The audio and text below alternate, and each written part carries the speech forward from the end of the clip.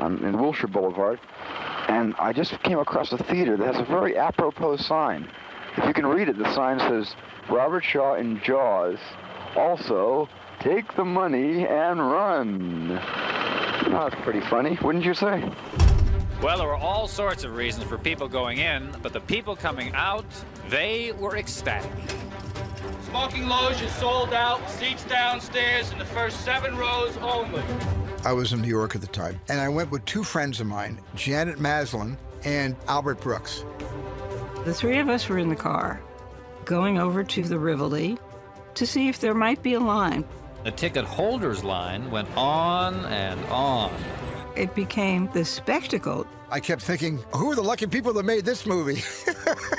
This shark, swallow you whole. Was it good? Very tasty. Bloody as hell. All these people got eaten up, you know, they just... The best I've seen in my life. Best movie. 50 years, we've come so far, we're still talking about Jaws and the effect and value of what that movie said and still says. I'll never forget walking into the theater and all the lobby cards were on the wall. And I thought, that shark is huge. Part of the film's charm today is almost a nostalgia factor of remembering what it was like to see it then. It was sort of life-changing. At 9 years old, I don't remember having an experience that was that visceral and that thrilling. The whole theater reacted like a musical instrument. I read the book first, so I sort of knew what I was going to see. Peter Benchley wrote a book called Jaws. A film was made from the book. It has already made more money than any motion picture in history. It was the first blockbuster. I've seen Jaws in a theater 31 times. I was 12, and this started me thinking about a career in movies. Is this your first time? 9th time.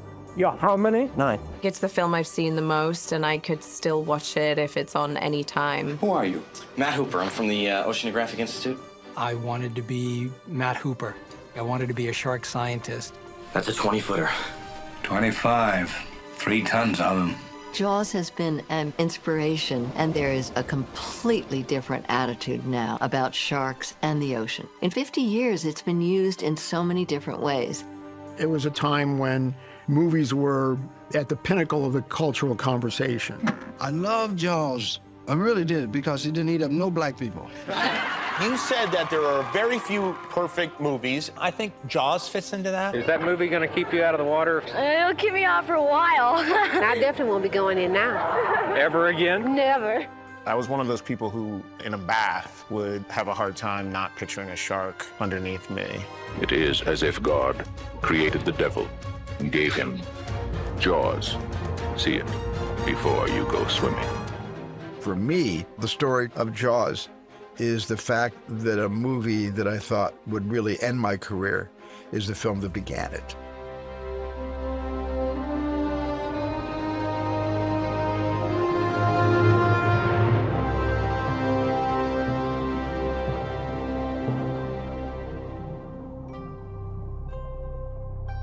Steven, 50 years since Jaws. When you hear that, what do you think? When I hear 50 years, I think of home, because the theme of home is so consistent with the story of Jaws. It's about getting home. Show me the way to go home. About returning home. Can we go home now? And already being home. Want to take him home? Like to New York? No. Home here. So when I look back at Jaws today and those moments of difficulty, You give me a movement like that? the film wound up 100 days behind schedule. The shark was not working. And I was terrified I was going to be fired. All I thought about was going home. Is there anything that you've never said about Jaws? Let's find out. Steven, how old are you? ¿Cuántos años tienes? 27. 27. 27. How long have you been in the motion picture industry? ¿Cuánto tiempo llevas en el cinema? Oh, I've been professionally making movies since I was 21. I have always had an incredible belief in Steven's ability to do material that sometimes others questioned. There may have been occasions when I had a belief in Steven's ability to make material that exceeded Steven's conviction about the material, and I never had any doubt in my mind that Steven would do a great job. Steve used to hang around the film department at USC, and so that's where I met him. He was always coming over to see if he could find a cameraman or somebody who could help him with the student films. So when Steve did Duel, and it was like a feature film for television, I said, wow, this is fantastic. Duel opened in Mexico as a feature, and I remember seeing it in the drive-in, and people clapped with their horns. I met Steven for the first time when he brought Sugarland Express to the USC Film School. I want my baby back. Now, you gonna help me or not? I couldn't believe that this really young filmmaker made a movie on that scale. He became instantly my hero. I held filmmakers and directors off as people that existed in another world. And I remember feeling like Spielberg was a guy who was kind of from my side of the world. And that was the beginning of me feeling like maybe I could do something like this too. He had made his bones as a director long before he did Jaws.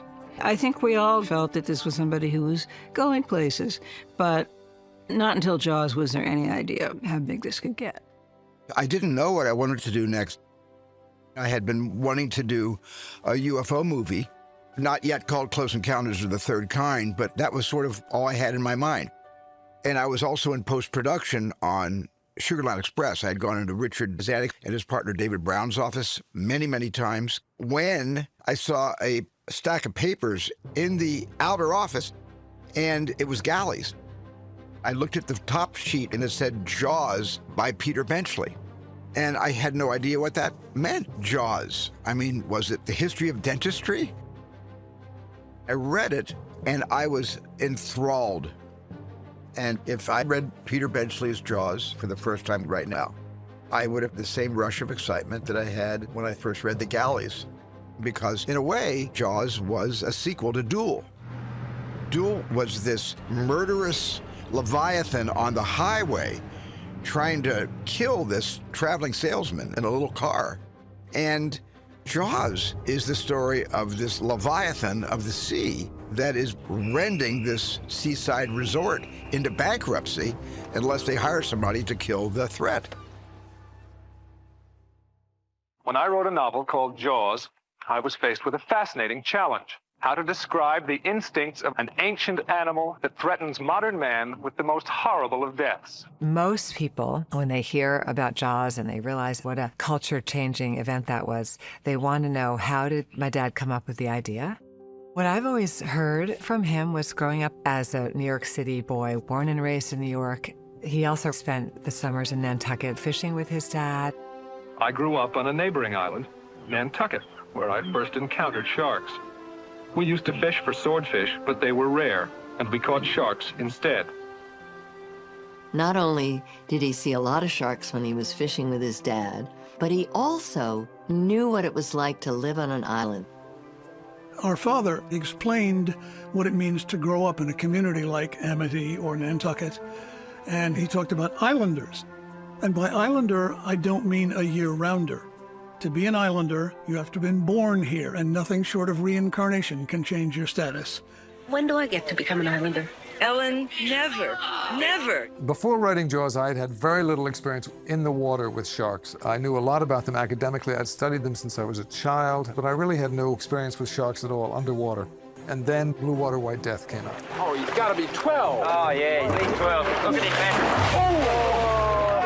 I first started diving in the early 50s, and then a little bit later on, I got a 16mm movie camera and was shooting film for television, and people wanted to see sharks. It was in about 1965 or 67 where we first started to work with great white sharks. Nobody else in the world had ever done it before. There, look at him, sitting on top of the cage. Eventually, Peter Gimbel wanted to make a film, and he employed us to work on it. You couldn't believe fantastic. Peter Benchley saw Blue Water White Death, and that was one of the reasons that he got the idea for writing Jaws.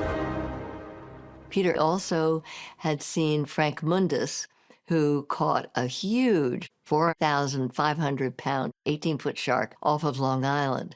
So Peter, with his imagination, put all of that together and thought, what would it be like if one of those sharks just randomly decided to stay in one place?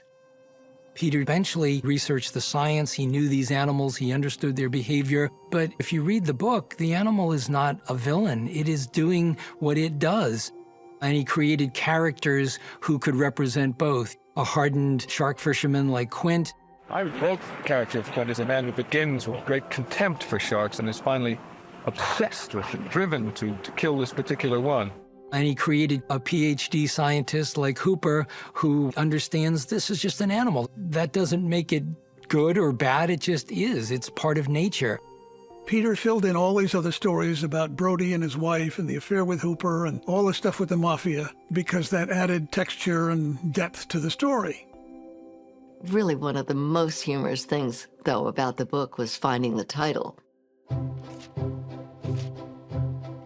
There are several pages of suggested titles, and Peter and Wendy and our parents were struggling over what to call it. Oh, we had pretentious ones like Leviathan Rising, and then we had ones about the terror of the deep. And Peter's father said, I know what we should call it. What's that noshing on my leg? And this went on for months. None of them quite worked. The day the book was to go to press, Tom Congdon from Doubleday said, I hate to bother you about this, but we kind of need a title. Peter said, yeah, we've been worrying about that. And the only thing that comes to mind that has pleased everybody is the word Jaws. Congdon said, okay, what's it mean? I said, I don't know, but it's short.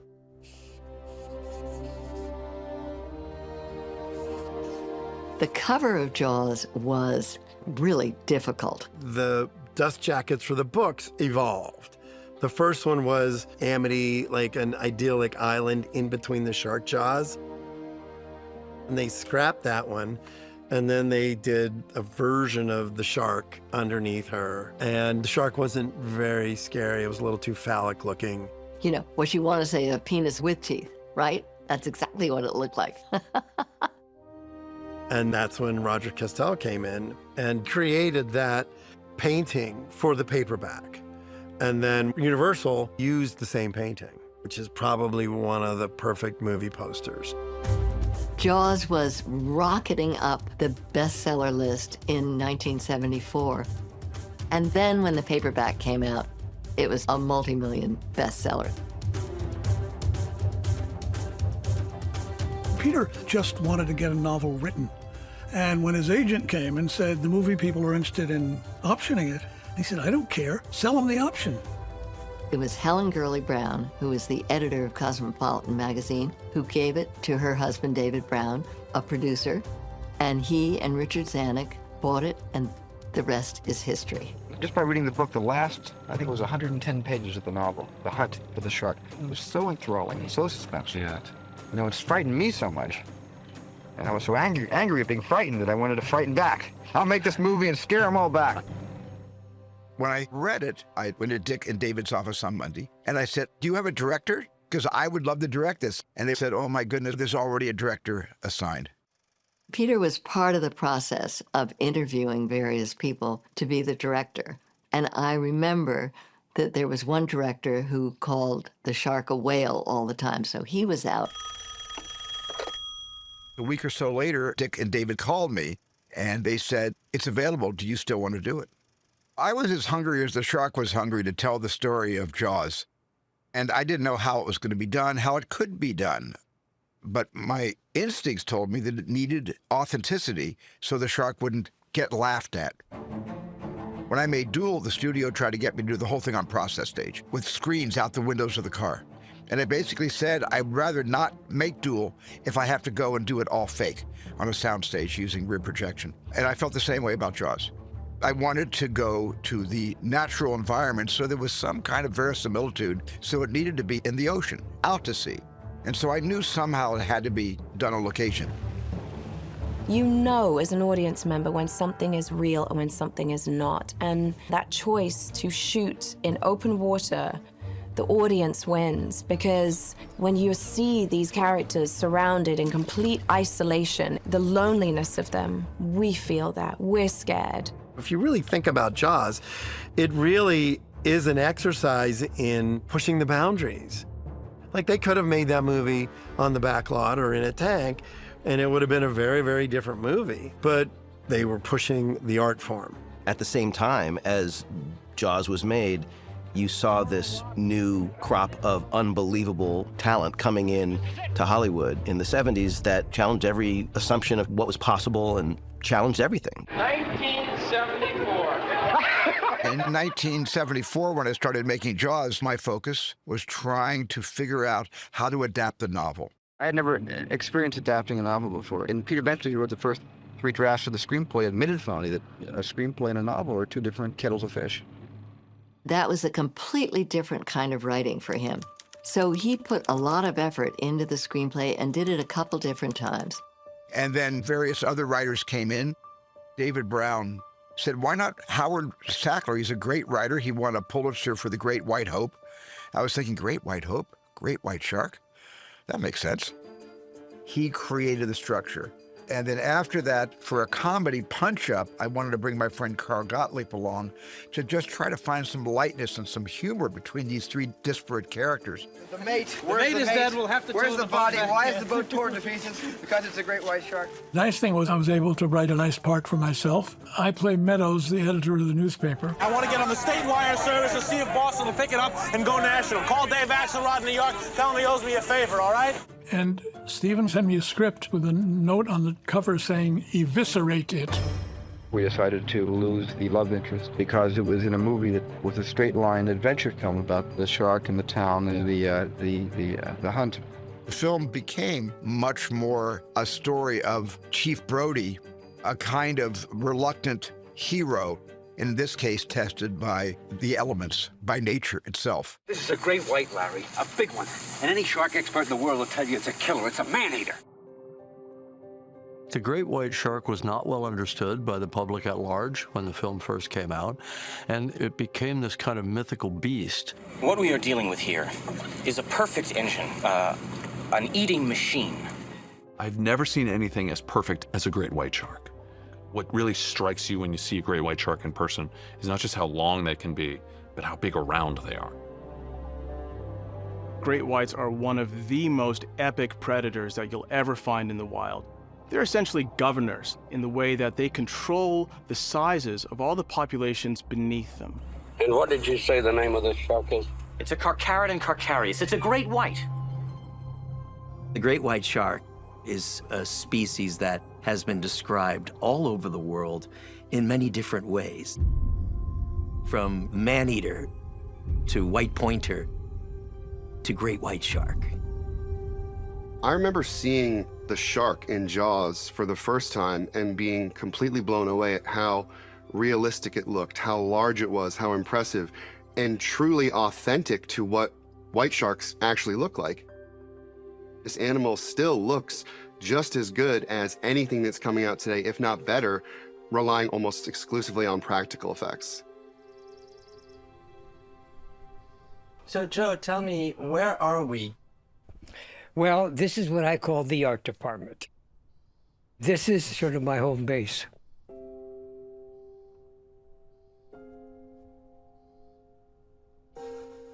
These are the concept sketches that I did early on before we had a finished script. What happened was David Brown called me and he said, Joe, we think Jaws, it might make a damn good movie if we could sort of illustrate the activity of the shark. So he said, just give me a couple dozen illustrations of the shark activity. I pretty well did these as it's described in the galley sheets. Joe Alves designed drawings of a shark that he could put up against the wall in a production office. He did an 18-foot long shark. He did a 26-foot long shark. He did a 32-foot long shark. And these are full-size drawings. And we had to evaluate which one do we commit to, which one do we build. And for me, the 18-foot shark was not that intimidating, but the 32-foot-long shark was not realistic. And it would have turned the genre of the film into science fantasy. The 26-foot-long shark was just right, I thought, for Jaws. October 1st, 1973. Marshall Green had a meeting. He was the head of production at Universal. And he said, "Okay, Joe, can you make the shark?" I says, "Yeah, I certainly could try." He says, "Okay, find somebody and make it off the lot." And somebody recommended Bob Maddy, and I found Bob, and I put a crew together. The ingenious shark building team. Cheers. Bob and Whitey. Yeah. Whitey doesn't like to turn around and look in the camera. He's a little guy. Right. Okay. Just for Steve. Final pose here. One in a million. We got 7 of the crew. I called them the Magnificent 7. Joe Alves. Yes. And we started building the shark. Bob Maddy was taken out of retirement to create the creature, the great white shark, in its many incarnations. What we needed was a shark to go left to right, and one to go right to left, and then one on a big crane. So we had 3 sharks to build. A shed was set up in the San Fernando Valley. It was like making Apollo. It was like a new invention. Bob Maddy, he had the chops. And the fact that he had built all this other great stuff, like the 20,000 Leagues Under the Sea giant squid, he knew how to build it. So, yeah, in theory, it'll work. I thought it'd be fun to nickname the shark after my attorney, Bruce Raymer. So I started calling the shark Bruce. And then the shark shed, where Whitey and Bob Maddy, everybody else was working, they started calling the shark Bruce. And then everybody forgot why it was being called Bruce. It just was named Bruce. The film happened to come out at a time when I was really teaching myself how visual effects and mechanical effects and makeup effects were done. Like Bruce, like the shark in Jaws, because I wanted a career in that business. And I just loved all that stuff. As a constructor of animatronics and puppets, to operate in that scale with basically hydraulic and incredibly powerful machinery, that is remarkable. Basically, I was doing a lot of research with sharks and talked to Ron and Valerie Taylor. Ron and Valerie Taylor I knew well from the documentary Blue Water, White Death. And I wanted them to bless our production. I also wanted them to be able to work on the film. And I said to them, is there any way we can get actual great white footage that I could intercut with a mechanical shark? And they said, absolutely. We'll go to the Great Barrier Reef off of Australia, and we'll get the footage that you need. He simply left it up to Valerie and I to get what we could according to the script. He basically realized at that time that there would be the possibility that he would have to shoot around what we got because it's a wild animal and they just don't do what you want them to. Back on the lot, the studio said, we're going to start shooting this movie in the next month. And I'm saying, wait a minute, I have a year and a half to build the shark. No, you don't. We're going to start shooting because the book's so popular. That's all they care about, is the money. They don't have any idea what we're doing, how complicated it was. No. So Stephen got him to postpone it until May. I remember going out there with John Milius and George Lucas, and John stuck his head in the shark and said, okay, close the jaws. And I was screaming, don't close the jaws, John, get out of the shark. A bunch of us went and visited Stephen, and he wanted to show us the construction of the shark, which was impressive. So I thought, great, this could be a good movie. And it was obvious it was going to be a big hit. George looked at the shark and said, wow, this is going to be the most successful movie ever made. And I, of course, looked at George like, well, from your lips to, you know, but I didn't believe that. We never, until the last minute, had a script that was to everybody's liking. And the studio wanted us to go ahead before some strike. And so we were forced to go on the location, forced to start shooting. And he had some serious reservations whether we were doing the right thing. We did not go into this picture fully prepared. In the first frames of the movie, you are a shark, and you're just hunting. It really shows you what's possible in cinema. And so my favorite scene in the film is the opening. The opening is sensational. It really sets you up like that. Where are we going? Swimming! The opening of a film is everything. If you don't get that part right, the rest of it doesn't matter. The opening of Jaws, it's simple, and it may be the most violent scene in the film. And at the same time, it is one that obscures the monster.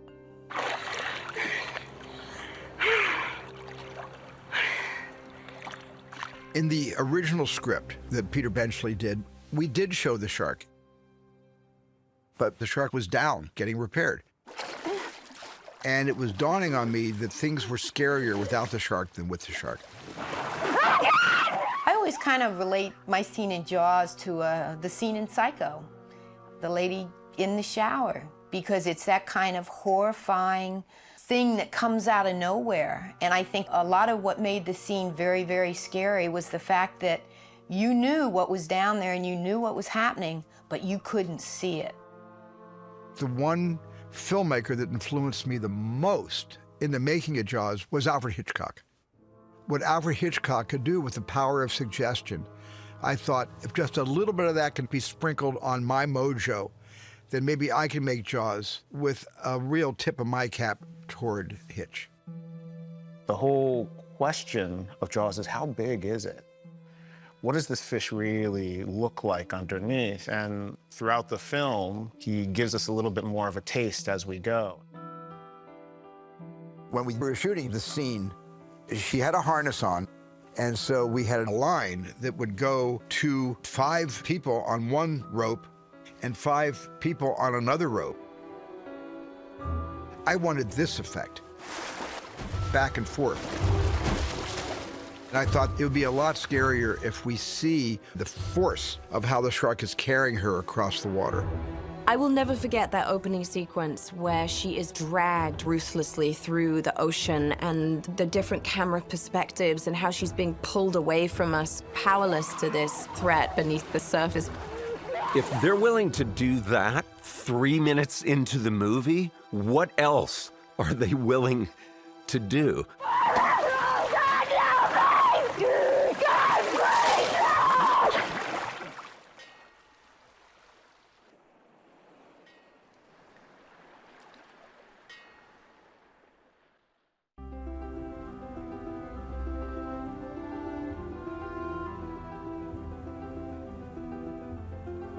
Martha's Vineyard, Massachusetts, an island off the eastern seaboard, beautiful, picturesque, and about to be disguised as the fictional town of Amity. Is it true that the art director is the one that chose Martha's Vineyard? The art director came down and looked at the entire eastern seaboard.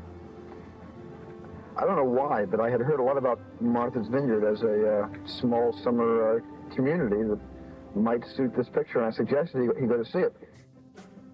I needed a bay with a 25-foot depth and a low tide. I had a whole map of New England, and I went through all these various little villages. And I see there's a boat to Martha's Vineyard. So I went there January 17th. I found out the depth was only 25 feet, 2-foot tide, and I thought, oh my God, this is going to be a success. Martha's Vineyard is an island. It's a little spit of land off the coast of Massachusetts. It is a stunning piece of land and a summer resort. I've spent a lot of time in Martha's Vineyard, and all of the non-actors that he used, they really represent the spirit of this idyllic, peaceful, safe place that's sort of bohemian. And I think even if you go now, it feels like a 70s time capsule still. And I think all of that helped because it gives the world such authenticity. Listen, Chief, be careful, will you? In this town? Hey. Martha's Vineyard was a delightful place to shoot. I really enjoyed it. It was thrilling. I'd never been on a location before other than for television shoots, but never for a movie, and I was feeling so full of myself.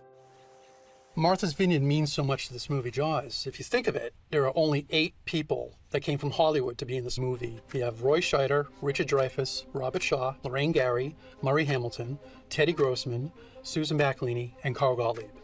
Everyone else you see in the movie are locals from Martha's Vineyard. We had a shark attack at South Beach this morning, Mayor. Fatal. I've got to batten down the beach. I read about the shooting of Jaws in the Vineyard newspapers. So I called my agent, and he set up a meeting, and I flew to Boston to meet Stephen. He knew I was from the island, and I think he wanted some real island feel. And listen, I was lucky to be in this. You folks were born here, right? Yeah, I'm an islander. When we did Jaws, I turned 19 in January that year. They tried to put me in a pair of sort of bell-bottom blue jeans and what almost would have been the top of a union suit that was sort of tie-dyed in pink. And I was like, it's not really what I'd wear. So they said, okay, well, bring your own wardrobe. So a pair of khakis, a Oxford cloth shirt, and I still have the sweater that I wore. Wow, put it on like this. Oh, there we go. Wow. You know what the best news is? It still fits. Yes, amazing, huh? Well, I had very good success casting Sugarland Express with a casting director named Sherry Rhodes. And we had tremendous success with real people. You ever do some time in prison, son? So I asked Sherry if she would cast Jaws, and I said, let's get locals from Martha's Vineyard to perform in this movie, or even from Boston. Sherry Rhodes did an amazing job of casting people who looked and acted like they just walked in off the street. What kind of shark? It's a tiger shark. A what? She spent time there and got to know people. I just put some suntan lotion on, and I'm trying to absorb some of this sun. Going in. Please, get there.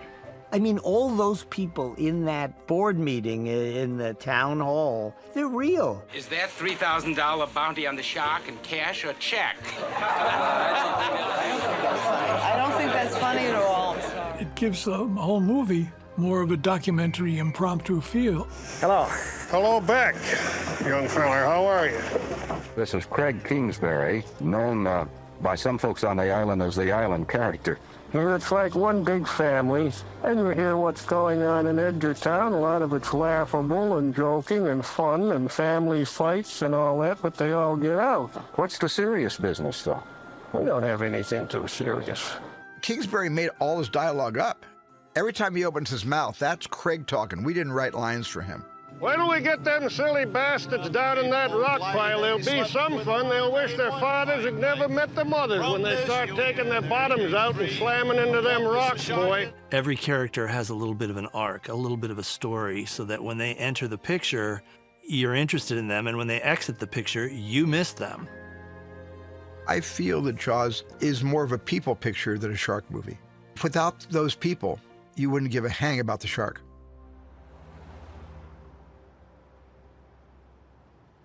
We're in one of our locations here in Martha's Vineyard in the town of Oak Bluffs, and this is one of our 4 retail stores in town, and it's one of the places where we keep the Jaws memory alive. I'm Todd Rebello. My brother played Michael Brody. His name was Chris Rebello. Mom, I got cut. I got hit by a vampire. I have one great memory, the day when he says, I got bit by a vampire. We were out on the front lawn, and it was my brother and I and Stephen. And he was just asking us question after question. He really did relate as somebody young.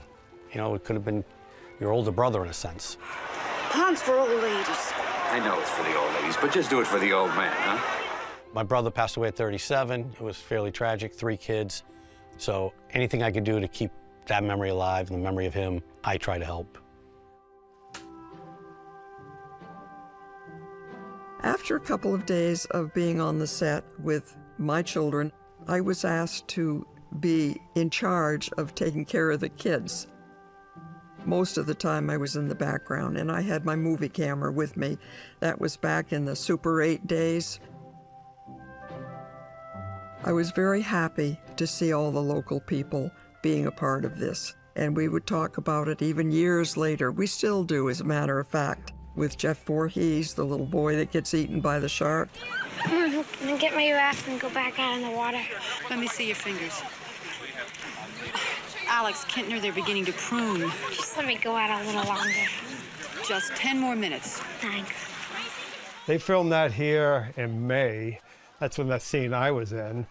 And if you know the water up here in New England, Martha's Vineyard, you know, I won't swim here now until July. This water's freezing cold in May. So people are like, were you afraid of the shark? No, I was afraid of freezing my 12-year-old ass off in that water. I think the Kintner scene is a beautiful example of Spielberg's gift. Every single choice he makes, it's about the tension and the paranoia and that sense of you don't know quite where to look. The tension that's built with the cinematic devices in this scene are so immersive, so seamless and flawless. It's got the wipes. It's got the split diopter. And then when it hits, the push-pull zoom that Hitchcock pioneered. It just brings the audience along in the perfect pacing, and then it's delivered.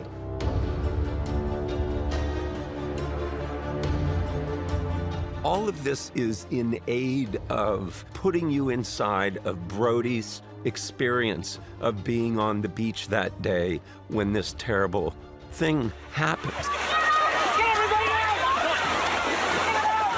Well, in those days, I wasn't thinking about cinema. I was thinking about shots, when to go close and when to be wide, when to give the audience a sense of geography so they're not lost. At first, shooting the scene, they had a mannequin. They put on a raft, and the mechanical shark bites this little mannequin. And there was this big barrel right near the top of the water, and it's full of blood. He goes, you're gonna take your raft out to that barrel, and all of a sudden, all the blood starts shooting up like a rocket. And you see me go up and down. That's two guys lifting me in and out of the water, then pull you under and give you air. Poor Jeff. He came up out of the water. You know, he got all that stuff out of his eyes. And then he did it again, and it worked fine.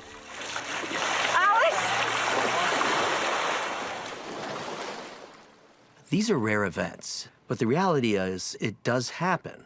A shark is attracted to the exact kind of splashing and activity that occurs whenever human beings go in swimming. You cannot avoid it. The sharks are not infesting the waters, the sharks live in the water, right? And we put ourselves into their environment, and so we are taking an inherent risk anytime we choose to go into the water. The only way that a shark can taste something or can know what something is literally by biting it. And they make a decision about whether that's going to be what they're going to eat or not. And in a lot of cases, they'll just say, no, that's not right, and they'll swim away. There was a deadly shark attack on Cape Cod.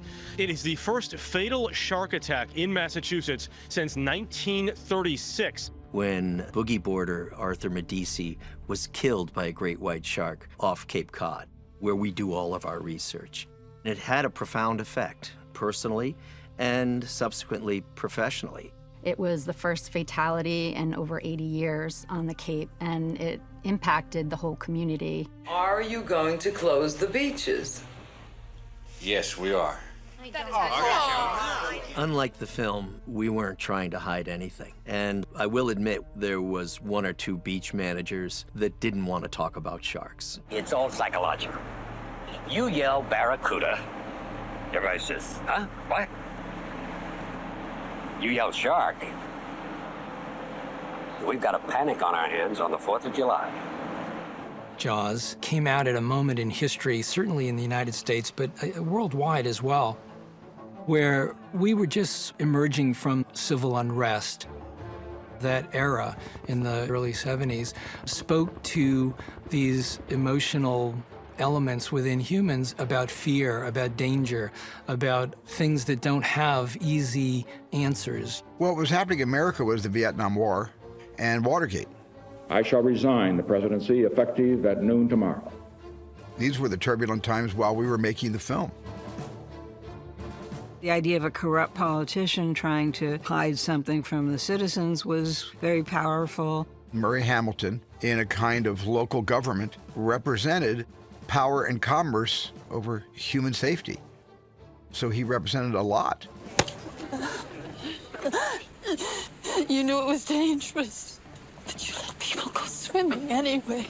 The shark isn't even the greatest monster in the film. The fact that the money and the bottom line is lurking under the surface as being more valuable than the lives at stake is something that is always true to a certain extent in this capitalist society. We will be open for business. It's going to be one of the best summers we've ever had. The book got a lot of curious reviews. Some people really liked it a lot. Some people hated it. Those beaches will be open for this weekend. My favorite review of all, I never even read because it wasn't written. Frank Mankiewicz was interviewing Fidel Castro and asking, what do you read? And Castro said, well, most recently I've read a book called Tiburon. And Mankiewicz said, why are you reading commercial American thrillers? And Castro said, no, you're wrong. This is not a commercial American thriller. This is a marvelous metaphor about the corruption of capitalism.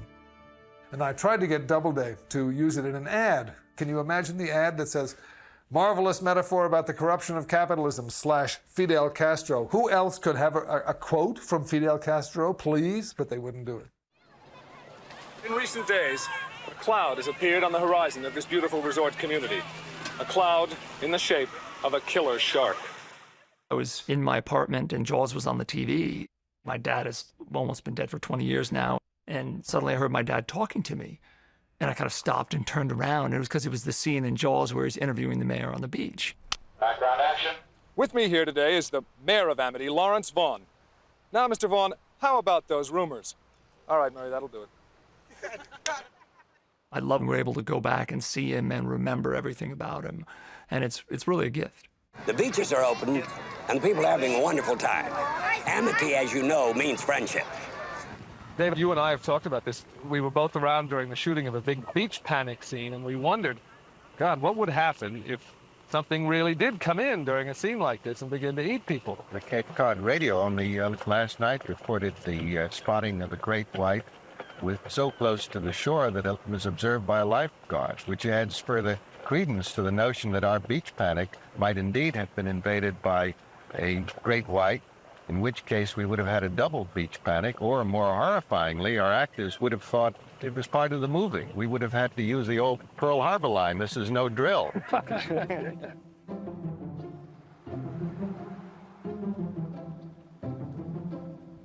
The bridge is the #1 spot. And it's also the #1 fun spot because while you're not supposed to jump off the bridge, 150, 200 people jump off that bridge an hour. I have yet to jump off the Jaws Bridge. I have not plucked up the courage to do that. Shark! The shark! Jaws Bridge is where it all happened for me. I was one of the 3 boys on the sailfish inside the estuary. Can't do a damn thing. Get that rope. Get this undone. Get that untangled up there. I'm doing it! My biggest highlight in life was having my children. This was probably #2.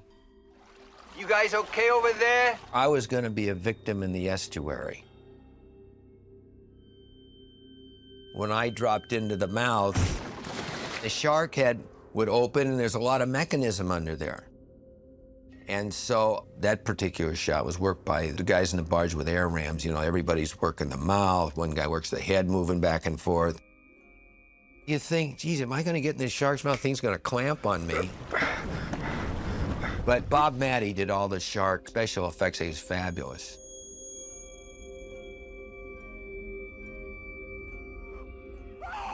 There are a couple of scenes that were shot where he really does look like a great white shark that I would see in my work right now. When the shark turns on its side, that to me is an incredibly realistic view of a white shark. I want it to be real. I wanted to show what happens when a shark bites you. I was certainly aware I was going to make it as scary and as realistically brutal as I possibly could. Marcus. And then later on in the editing room, I was able to come to my senses in a couple of sequences and cut things out long before the MPAA ever saw the movie.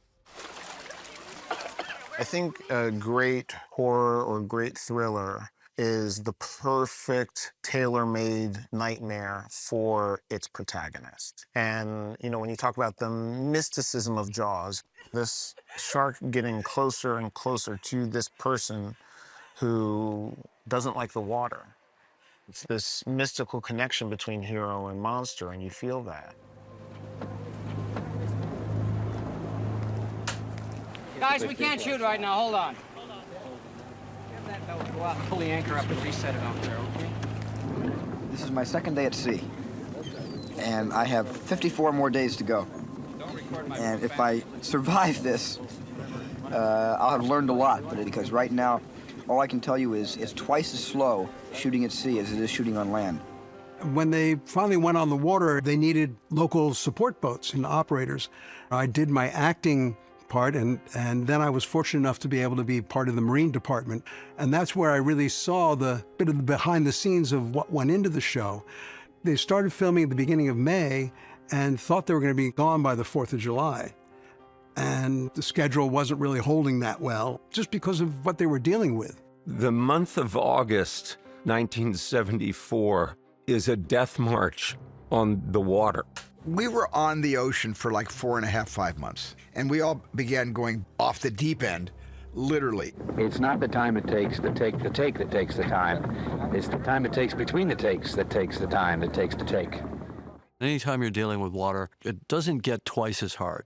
It instantly gets 5 times as hard. He always laughs whenever I do a water film. He says, "Don't you know how hard this stuff is?" I said, "Yeah, I know." There was nothing fun about making Jaws. It was a very, very hard thing to go out on the real ocean, be knocked around by the waves, by the currents. One more time. Shark comes up. And then we have to re-anchor, reposition the camera boat. Suddenly, the electrical barge with the generators running the arcs is too far away.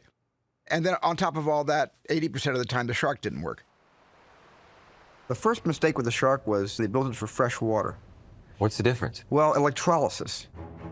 They built the shark in a hurry, and then they realized that salt water eats everything. They tested the shark for the first time in the water, and we had at least 20 boats of tourists who had gathered around an area to watch the shark work. And we had the shark on a huge 90-foot platform 30 feet underwater. And at the press of a hydraulic button and pulling a lever back, supposedly the shark comes shooting out of the water head first. And this has absolutely happened. The shark came up tail first. Tail first, and it was like it was like a 25-foot moon. Some nights we'd go to the warehouse, and you'd see the sharks lined up there, and they were always working on it. And sometimes you'd get in the water, and you'd see the shark go, whoomp. You thought, oh my God, are they going to finish this movie? There were all these radio mics all over the island, and they were always saying, "The shark is not working. The shark is not working." And then one day, you heard this. "The shark is working. Repeat, the shark is working. The boat is sinking. The boat is sinking." And I was on that boat. What happened was we were pulling one of the barrels away from the boat. The problem was the motorboat went so fast, it pulled the planking out from the hull of the Orca, and of course the water rushed in, and the boat sank in about 2 minutes. Get the actors off the boat! Get the actors off the boat! John Carter, who won an Academy Award for Best Sound for Jaws, picked up the Niagara. He was on the boat and held over his head and said, "The actors saved the sound department."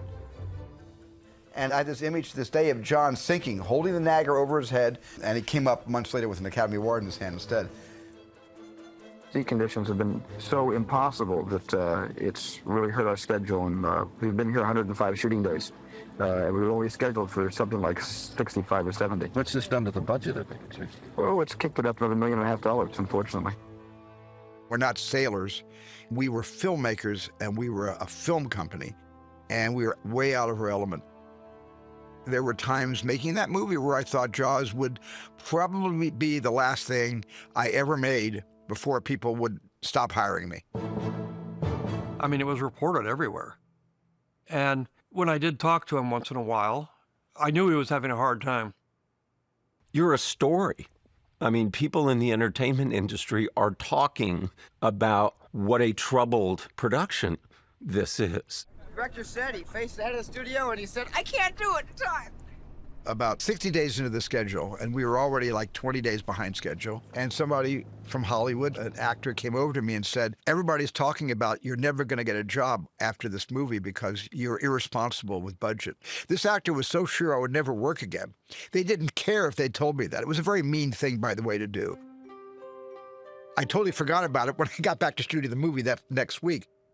But that was really demoralizing. And halfway through Jaws, I couldn't guarantee control over anything.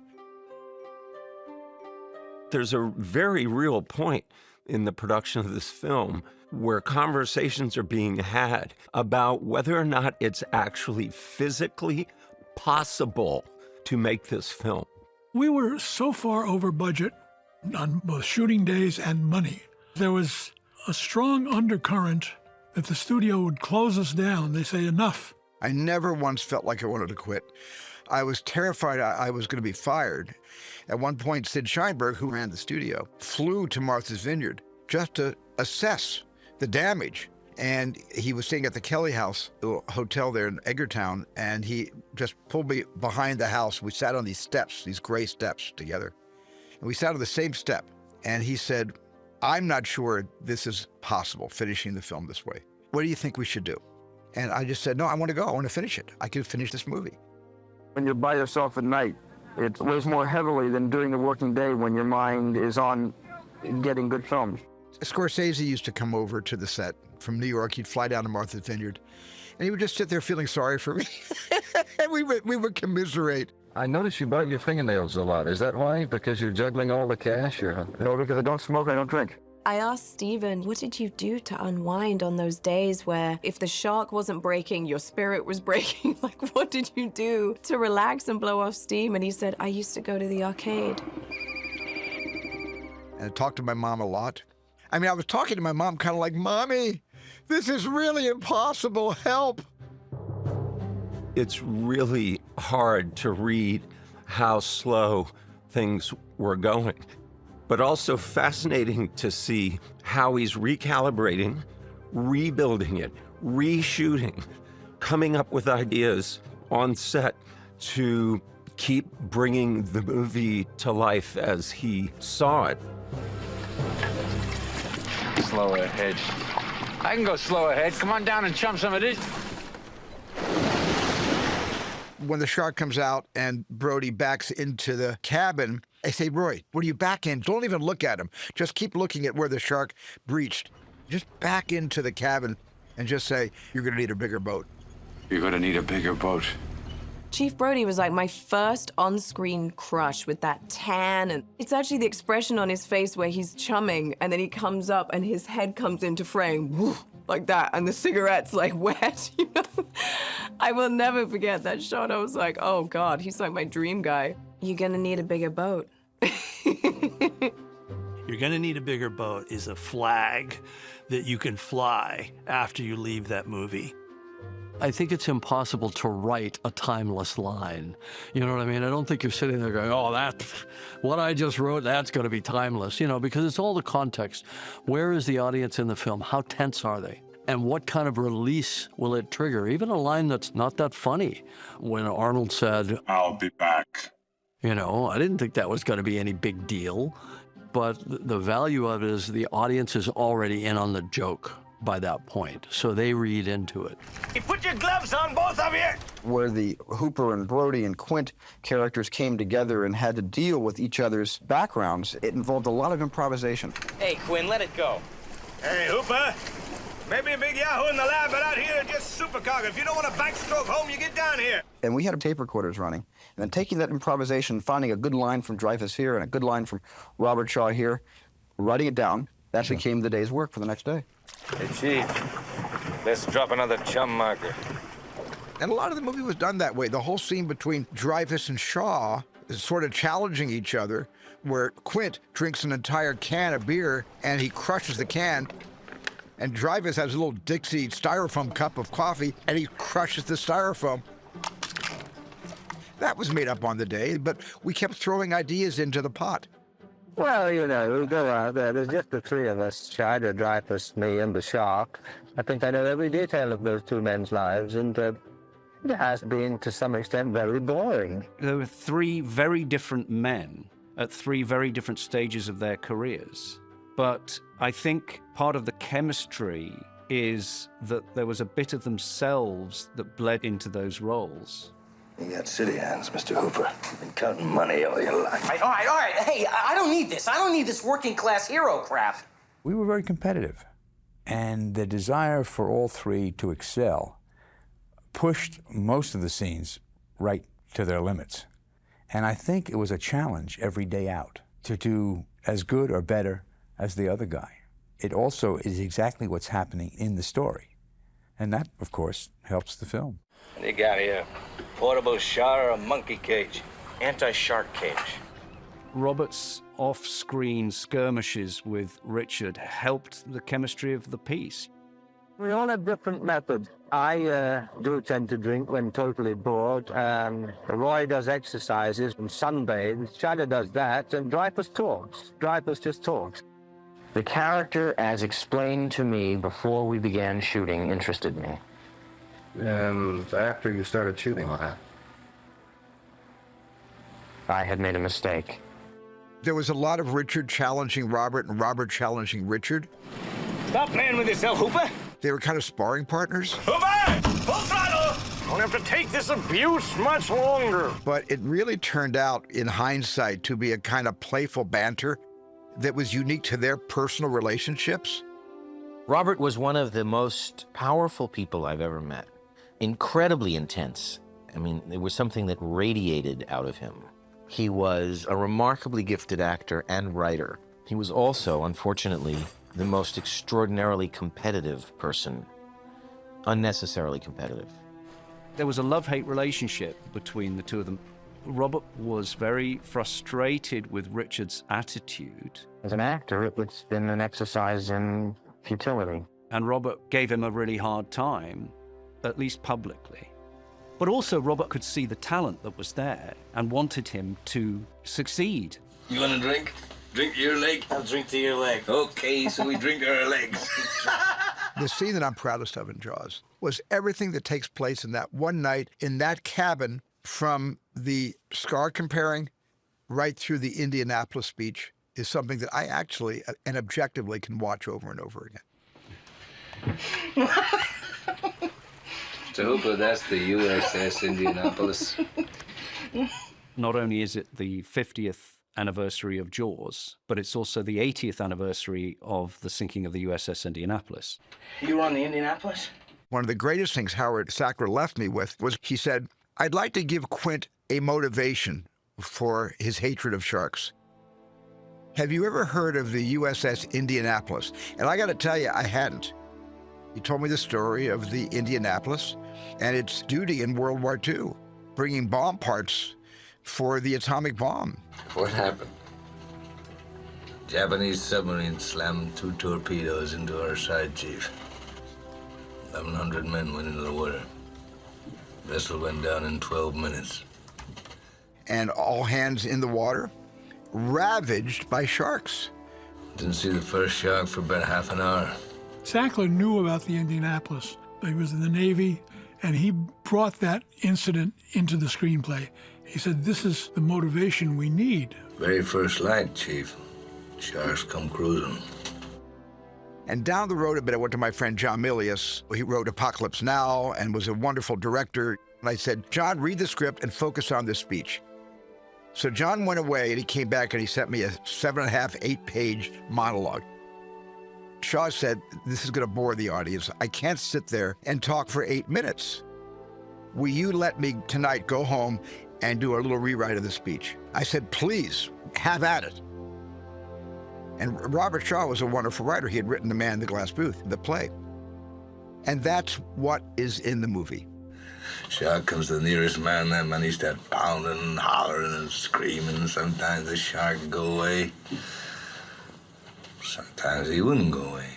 It's a fascinating thing to watch Robert Shaw make the choice to play it with a smile, with relish, And for you to then understand his obsession, like he's haunted by the screams of those men who all died around him, and you feel it. The whole scene pulses with trauma. Oh, then you hear that terrible high-pitched screaming.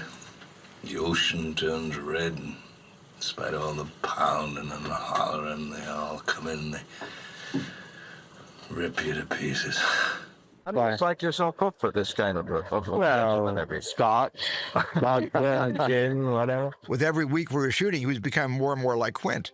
He said to me, I just want to have a little buzz when I'm doing the speech because I don't want to play drunk or act inebriated. Just one small drink, and that's all I'm going to need. Have you pulled any benders, you yourself, while you're here? No, the only time I'm ever drunk is on television. I'm never drunk in private life or at work, or we all know that. Stupidly, I said, sure, go ahead. I would never do that today. The next day, 2 crew members had to help Robert onto the Orca. And he wasn't able to really get through the speech. That night, I'm sleeping, sound asleep, my phone rings. And it's Robert on the phone. He says, what happened? Did I embarrass you? I am so sorry if I did. I won't have a drink. Please give me a chance to do this tomorrow. And he knocked it out of the ballpark. The next day, that was it. Anyway, we delivered the bomb. Quint chose to be a shark hunter, and he's put himself in direct line with the thing that's caused all this trauma from the past. Part of him is thinking, if I can overcome this, I can let go of the past finally. You see fear in his eyes, and he thinks this is the shark that's come to get me. There's something really powerful about that kind of inevitable, tragic end. This was always this character's fate. Great whites have one of the most impressive hunting behaviors called a breach. Oh my gosh! And you see this in the movie Jaws when it breaches on the orca. I've never seen a great white do this on a boat. Most of the time you see great whites breaching, it is a surefire kill on a seal. But the suspense as a piece of cinema, it was great. Horror is about things that shouldn't be but are. If the shark is on the boat, the laws of physics and the universe are upside down. My death, going into the shark's jaws, quite an unpleasant thing. Weighs about several tons on the jaws. You absolutely come down on me with hydraulic pressure, When you do it 14 or 15 times in this kind of weather, in the cold, slide right into it. And then the teeth come and bite you. Not very nice. Now, my character is left aboard the boat, and he's trapped inside the cabin, and the boat is sinking. Is this your big scene? This is the big scene, and I'm not going to tell you anymore. One of the things that for me as a kid made me say it's real is the piece of meat when the shark is thrashing and you see this piece of meat stuck between the teeth dangling. That is the genius. Okay, start it. Okay, Roy, action. Blowing up the shark was not my idea. Some of my earliest collaborators, Hal Barwood and Matthew Robbins, they wrote Sugar Land Express. I gave them Jaws to read, and they gave me a lot of notes. And one of the notes was, the shark's got to blow up at the end. What do you mean blow up at the end? It's got to blow up at the end. And you know how you do it? You throw into his mouth, into his jaws, a scuba tank. And then he chomps down to the scuba tank, and the pressure from the bite force blows it up. I said, that's not credible. Shark cannot bite through a scuba tank. And then either Hal or Matt said, okay, well, how about one of the characters takes a rifle and he shoots a bullet into the tank while the shark is approaching and blows it up that way. Show me the tank. Show me the tank. Blow up! I think it's been debunked that you can actually blow up a charged scuba cylinder with a high-powered rifle. But I was a diver, and I understood the power of compressed air, so I bought it. You screw around with these tanks, and they're gonna blow up! And it was just a perfect moment of character. The fact that he hates water, the boat's sinking out from underneath him, the shark's coming back for him. All the pieces fell into place instantly in the moment. And you just wind the tension tighter and tighter and tighter. And man, I'll tell you, that is an art form. Blow up! When you think about it, it is a bit like the Death Star moment. Smile, you son of a... there is an undeniable satisfaction in finally destroying this thing that you've seen cause such carnage. For a movie in which you've invested 2 hours, you need that kind of release. I think the reason it works is that they earn it. And when the film wrapped Martha's Vineyard, I had a full-blown panic attack. I was in it, shall I say, over my head for about 7 or 8 months on Martha's Vineyard. It was logistically the most difficult movie I think I'll ever make. I couldn't breathe. I thought I was having a heart attack. I couldn't get a full breath of air. I kept going to the bathroom and splashing water on my face. I was shaking, and I was out of it. I was completely out of it. And I think it was everything that I had experienced on the island, at least trying to not only hold myself together, but hold the crew together. And I had great people helping me hold the crew together. I had Tom Joyner, the AD. I had Bill Butler, the DP, Mike Chapman, the camera operator. I had just a great crew, and yet I felt responsible for everybody there. And I felt really responsible for keeping them there for as long as we had to stay. And I think I just lost it.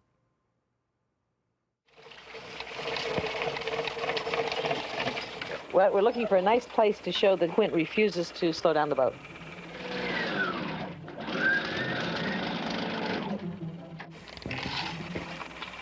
Hello, Splicer.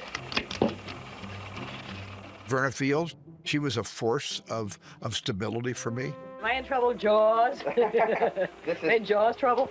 Verna was working at Martha's Vineyard. Okay, I'm looking for our mark, our good place. That's the spot, Steve. But once they wrapped in Martha's Vineyard, they came back to LA and they shot in the MGM tank. You want to walk the plank here, Stephen? Listen to the guns. We are ready. Roll B camera, please. The whole attack in the cage of the mechanical shark attacking Richard Dreyfuss was done in the tank at MGM. Okay, attack!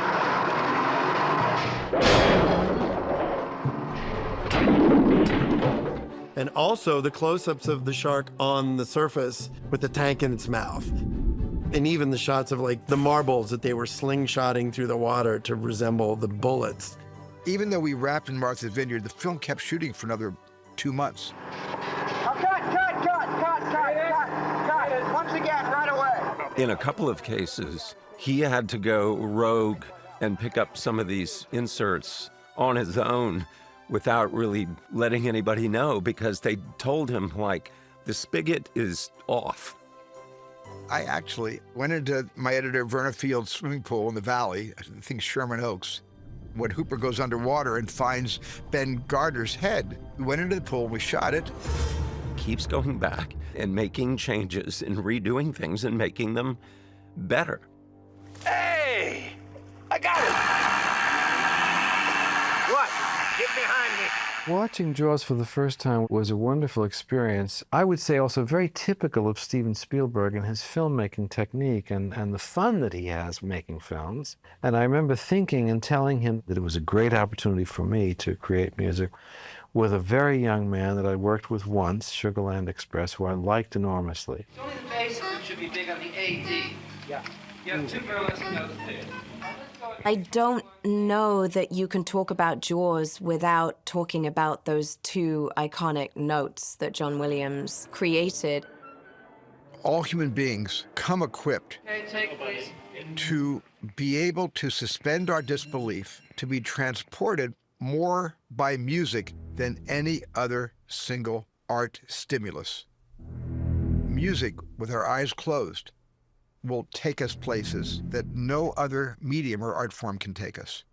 John Williams told us when to react and when to start getting ready for an attack. 1, 2, 3, 1. John Williams showed you the power of just music and image, and you see the victim from the predator's point of view. That relentless score with those low cellos, you become that shark. This idea of characterizing the shark musically He's taking it! He's taking it! Hey! was the result of a very simple idea that I had. I thought maybe some kind of bum, bum, bum, bum, bum might indicate this mindless attack of the shark, this relentless drive that it has. And you don't know if it will work on an audience till you try it.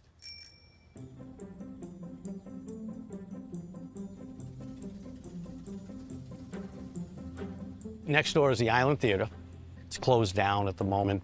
But back in 1975, when the movie came out, they had the premiere there. It was the biggest thing to really hit the island in my lifetime at that point.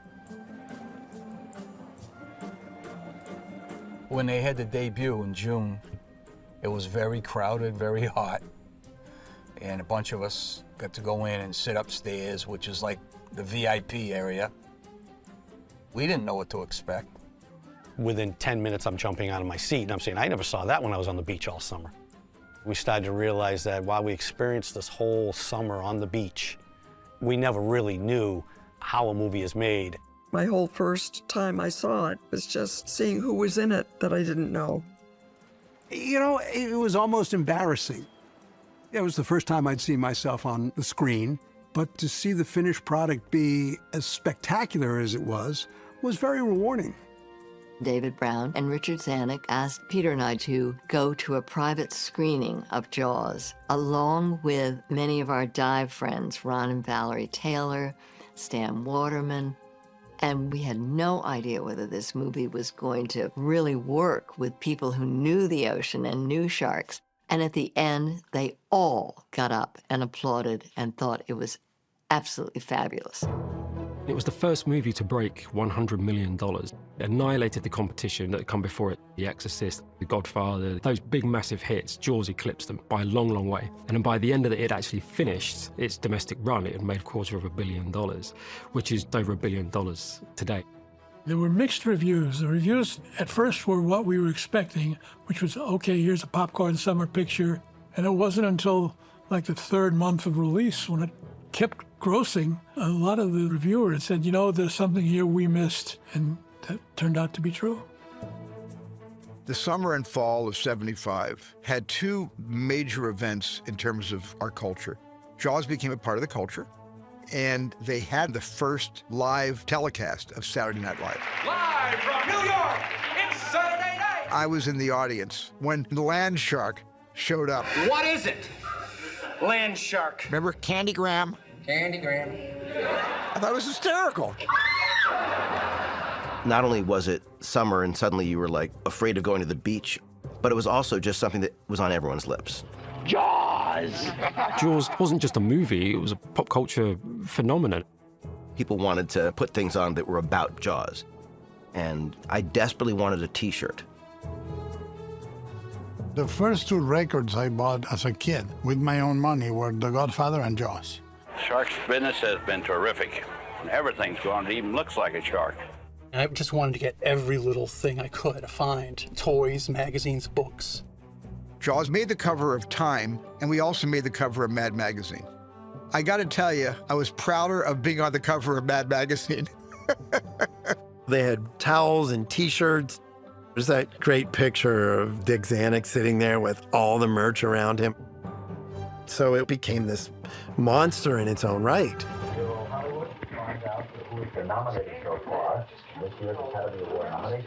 When a film is on the cusp of being considered for awards, it's not so much what you want for yourself, it's what everybody else says is going to happen for you. Steve, if you're not number one, then I know there's a fix-in.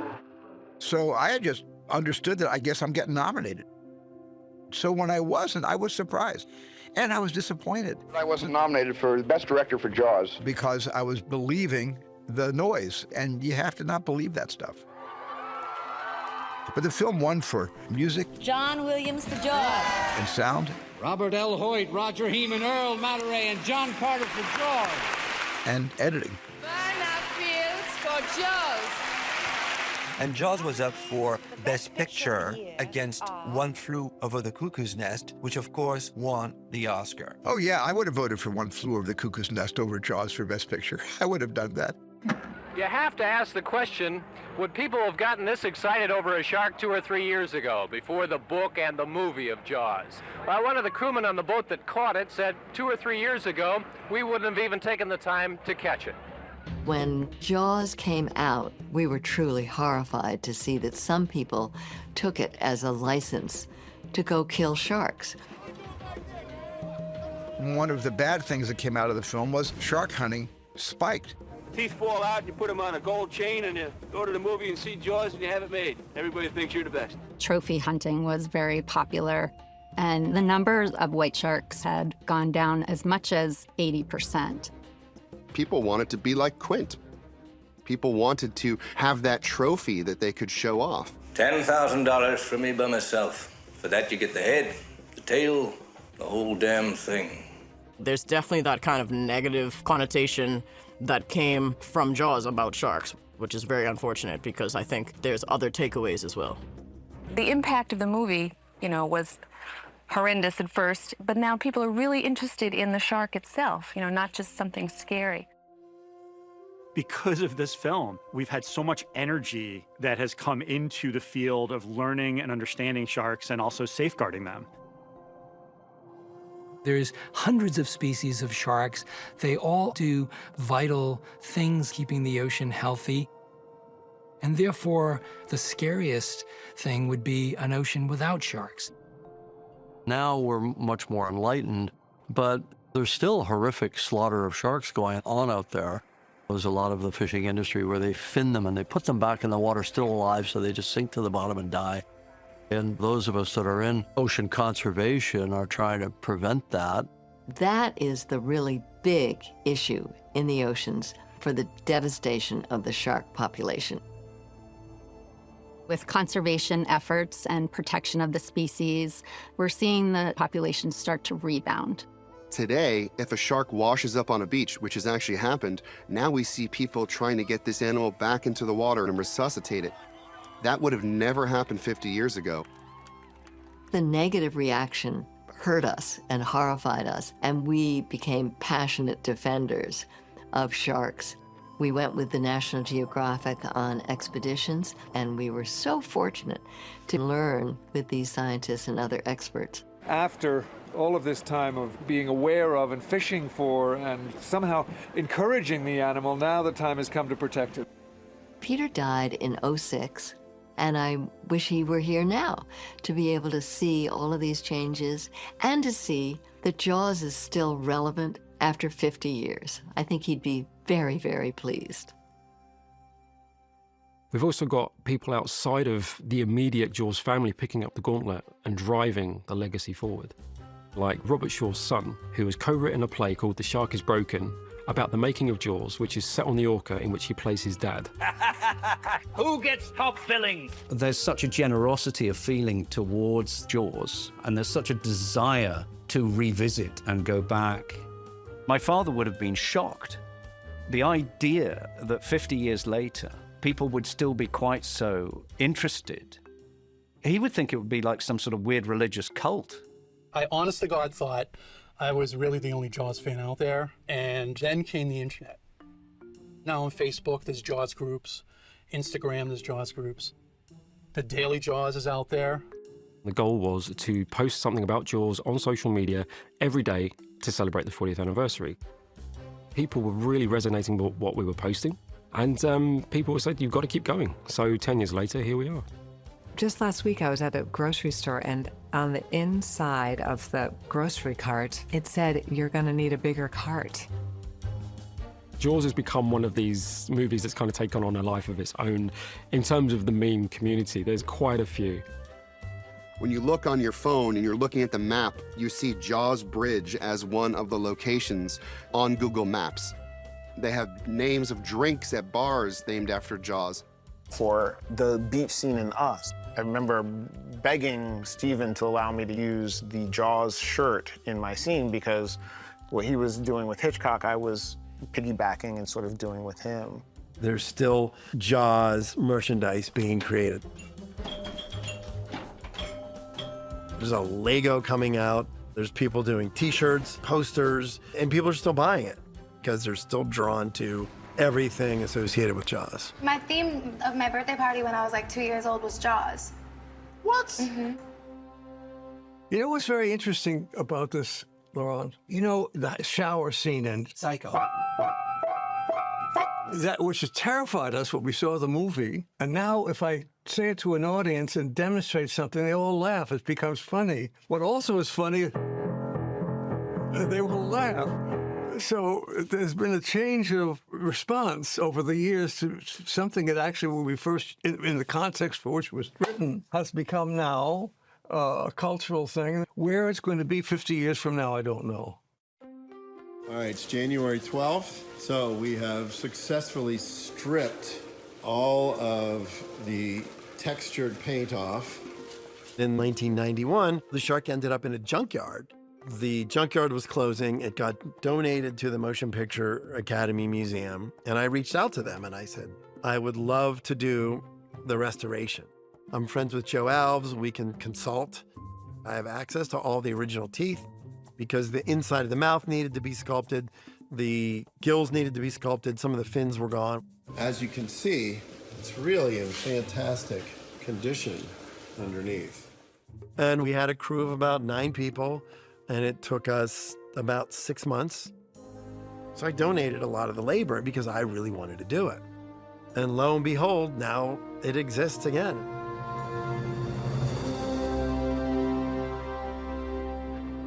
When you make a film, at least when I make a film, I have to be passionate about the subject matter. I have to know that that's all I want to do for the next couple of years. And I have to know that's where my lifestyle will be 2 years from now. So I just think it's very important to to spend the time and, consider each film kind of the beginning, middle, and end of your life. I had a real tough time when I finished the movie, and the success was fantastic, but it didn't stop the nightmares. It didn't stop me waking up in the middle of the night in a cold sweat where the sheets would be soaking wet. We didn't have the words PTSD in those days, and I had consistent nightmares about directing Jaws for years afterwards. I was still on the movie, and the film was never ending. When they brought one of the boats all the way back from Martha's Vineyard and shipped the boat, the Orca, to the Universal back lot and put it in the water right next to the Jaws ride, I used to get in my electric cart without telling anybody, and I would sneak behind the trams so nobody could see me, and I'd just sneak on board the boat, and I would sit in the cabin in that little leatherette booth. And I would just sit there and sometimes cry. I had nothing to cry about. The film was this phenomenon, and I'm sitting here shedding tears because I'm not able to divest myself of the experience. The boat helped me to begin to forget. That Orca was my therapeutic companion for several years after Jaws came out. Jaws has transcended time because it's built this mythology. And aside from the fact that it's a great movie, it's also a unique cautionary tale about filmmaking. People are still enthralled with how man slayed the beast. Bring it up with it, Chief! Daylight's wasted! This was a movie that taught me that horror didn't have to be something that left me feeling icky. You okay? It hasn't lost a minute in terms of timeliness. If anything, it seems fresher to me now than it did then. We're more afraid of the natural world than we were. And we're more acclimated to this same kind of corruption where politicians will do anything to hide what they don't want you to know. I think it's fair to say that cinema wouldn't be where it is without Jaws. It just supercharged the language of cinema. Hurry up, he's coming straight for us. Don't screw it up now. Don't wait for me. Jaws moved the bar in terms of audiences and what kind of thrill they might get. It's only the audience that makes it. And after 50 years, they've been telling us, okay, Jaws is it. We like this movie. It's an endless conversation you can have about Jaws, and all the details forever seem to reveal themselves to me. You kind of notice something new every time. I love that film can morph into being one thing for one generation and then another thing to the next generation. One of my favorite lines is, Michael! Did you hear your father? Father, out of the water! Now! Now! I love that scene. The lesson in cinema for me, with Steven in particular, is the ability to make things work when nothing is working. The whole thing's a complete mess, but it ends up being this symphony where everything just comes together. The editing, the music, the acting, the wonderful direction. A wise director understands that directing is hostage negotiation with reality. And the movie is as flawless today as it will be 100 years from now. It's one of those rare occurrences where a generational phenomenon turns out to also be a masterpiece. I think certain films just get a status. Queen! There have been movies made since using CG sharks that aren't nearly as good. It was those actors in that moment in history with that director and no one ever having seen anything like that before. Some films just hit that perfection. They become sharks. They're perfect machines. To me, Jaws was a life-altering experience. On the one hand, it was a traumatizing experience for me that was mostly about survival. And I think all of us feel we survived something. Jaws also, I owe everything to. Because of Jaws, I got Final Cut, and I've had it for the past 50 years. And I just hope that all the people that worked on Jaws wore that experience proudly like a badge of honor and was able to go through life in the glory of the success that Jaws became. To be able to say, each individually, hey, I helped make that movie. I helped tell that story. I shared its success. I used to hate the water. I can't imagine why.